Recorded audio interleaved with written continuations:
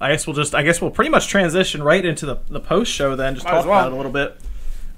There was some there was some good stuff there. I was a little surprised at some of it, to be honest.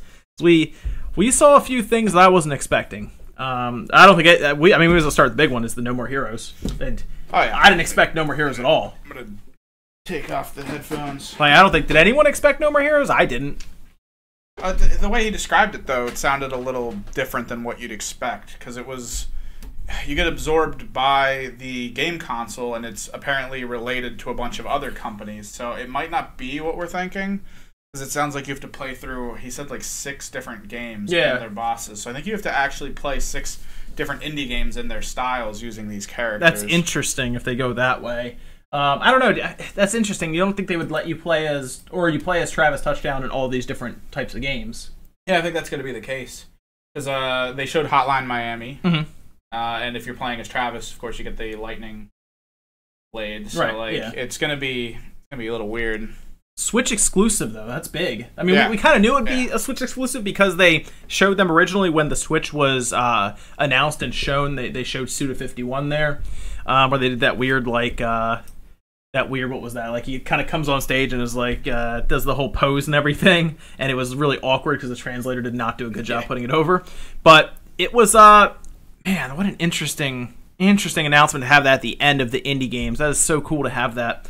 What else did you see there, though? Anything that really caught your eye? I mean, Wolverblade might be interesting, of course. That was the beat 'em up, right? That had that really cool looking art stylized. It should be fun, and it should be a great co-op game. Malaka, I don't know. It seems like it could be cool, but at the same time, it seems a little cluttered. That one, like, native game.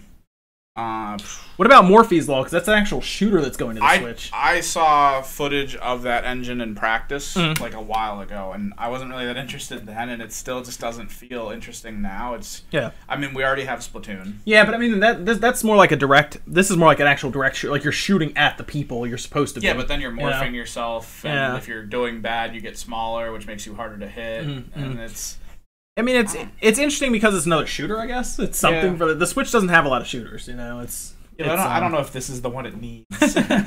Yeah, I mean, it also depends on the price. Some of these games will depend on their price. Let's say Morphe's Law is like $15. You know, that's like, okay, it's $15. SteamWorld Dig 2 got a release date, September 21st. A lot of people are looking for it. And that'll be one that you will see really take over the eShop charts for at least a week, I would say. Looks good, obviously. If you like SteamWorld Dig, you're going to really like it. And then Golf Story, we got a release month. Not a date, which is a little weird. Maybe they're trying to put it around SteamWorld Dig 2, because if Dig 2 comes out September 21st, that means Golf Story has to come out in the first week or so of September, or the last week.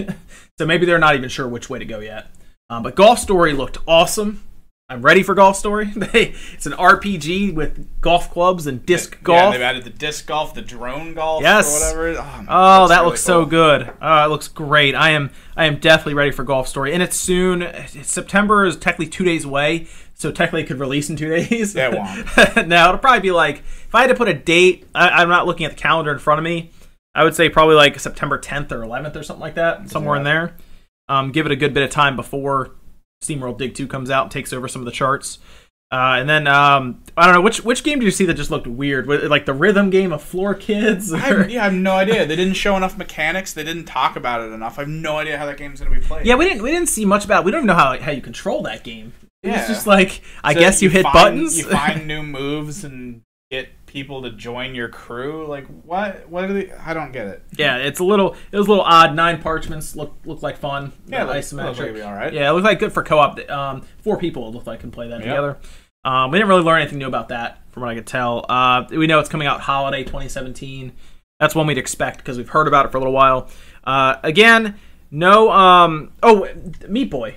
Yeah, that's cool. What was that? That was out of nowhere. Yeah, that's cool that it's new, because like the trick was always like, what were they just going to get Meat Boy? What were they going to? That's what we thought. They would just bring over regular Meat Boy, And it's like the next level of Meat Boy, which is so the levels cool. Get harder every time you beat them. I was trying to figure out how that works. Do you do the levels like what is that like generate like procedural generation with that, or no you idea. Keep beating it and they're like, we're gonna put another buzzsaw right here then and make this jump now kind of thing? We're gonna have to see how that pans out. It looks really interesting. It's good that they basically, I mean, it almost looks like it's Meat Boy 2. I don't really know what else we can do with Super Meat Boy, other than, I guess, what they're doing, which is make it harder and add some new characters and levels. It's great that they didn't just say, here's Super Meat Boy, good luck. It's like a whole new Meat Boy, which is great. That's so cool.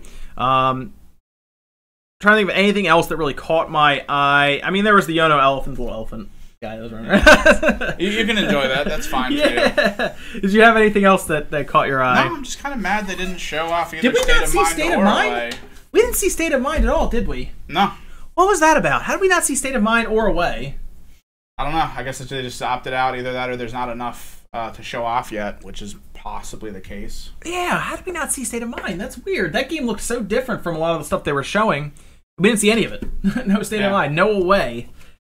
Weird. I just realized that. Maybe it was because the No More Heroes thing kind of threw me. But weird that we didn't see either of those.